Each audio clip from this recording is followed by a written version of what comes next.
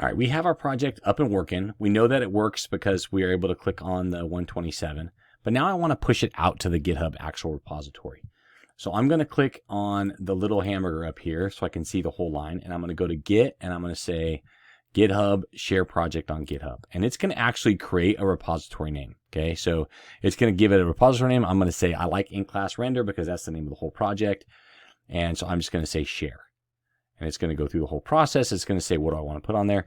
Typically, I don't like including the idea folder because you don't really need it out there. But all these other ones are perfect. Initial commit, and I'm going to click add. And it says, oh, you can't finish sharing process successfully created on GitHub, but initial commit failed.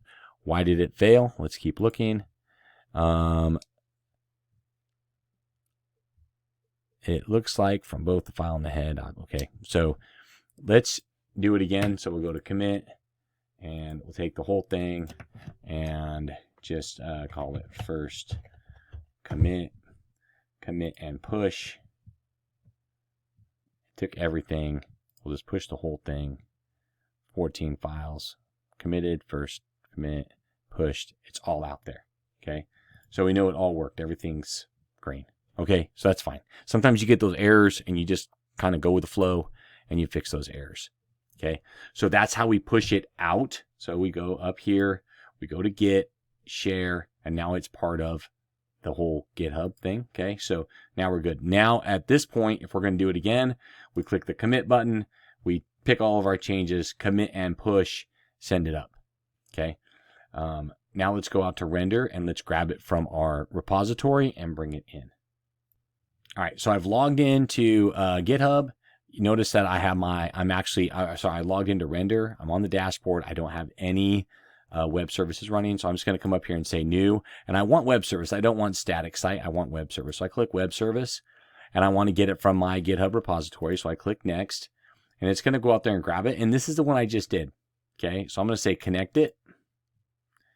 And I'm going to come down here. And if you might have changed it, if you would have sent it up to main instead of master, there would be a drop down here, and that's the branch you'd want to pick. This is Oregon. It's on the West Coast. We can just pick the East Coast. Make it maybe it might be faster. I don't know.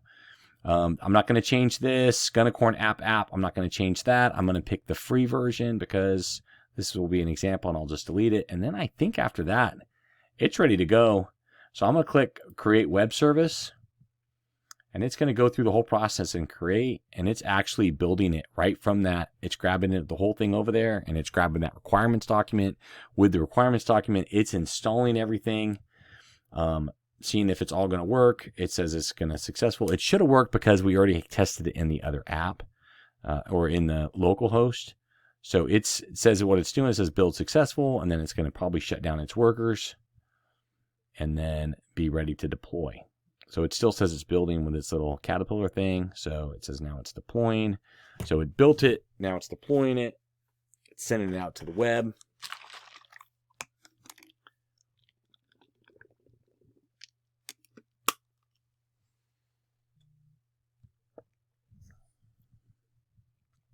Wow, taking a while to deploy. I guess you get what you pay for. It's almost done. Oh, there it says it's all done. Everything's done.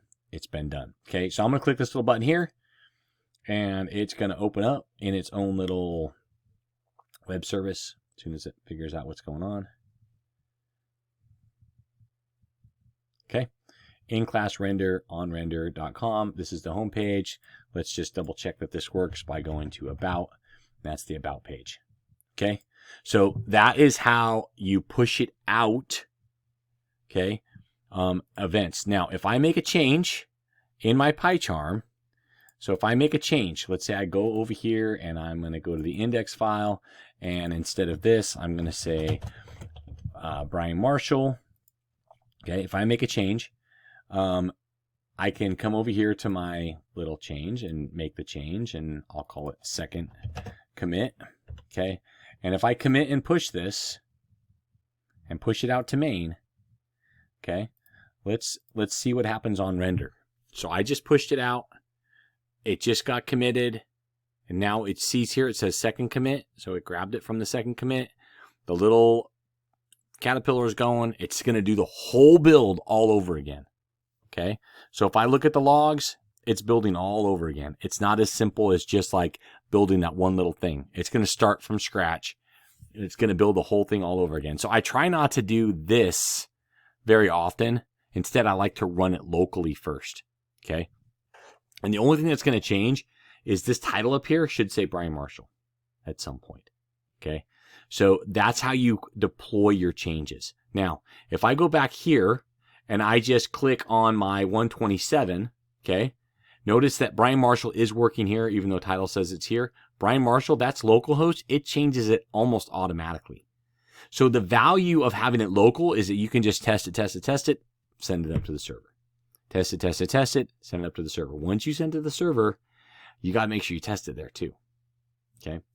All right. So that's how you create your render web service and you test it and make sure it works.